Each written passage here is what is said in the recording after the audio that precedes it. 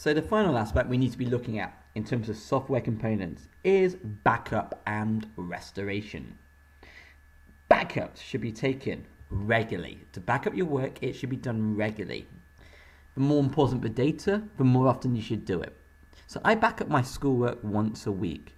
But if I was working for like MI5, or if I was working in like a hospital where I've got patient details, it'll probably be once a day. Financial details, like in a financial market, I guarantee they do it every couple of hours.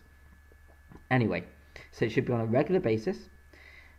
The backup should be kept away from the original computer in a fireproof safe. So what would be the point of having the backup sitting on top of the computer and there's a fire? You lose the data in the computer and you lose the data in the backup. That's why it's important to keep it in a different room in a fireproof safe. You should use what's called the grandfather, father, son approach to backup. So you should be backing up your most important things daily, son, quite important things weekly, monthly, grandfather approach for things which aren't that important.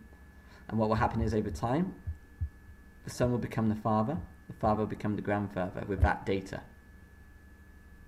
Don't really need to understand how it works, just understand that there's a way to back up your data and it's called grandfather, father, son approach. There's another way you can back up your data and that's called RAID hardware. RAID hardware. That's another way you can back up your data. Basically, having two different computers and you save it in two different places, more or less. Now, it's also important to have a backup and recovery policy. Don't worry about reading any of this, just listen. For files which need to be restored from a backup, it's important that everyone in the company knows how to recover lost work. It's dead important. It's also important that they understand what a backup policy is. So how to recover data and work and how to back up in the first place.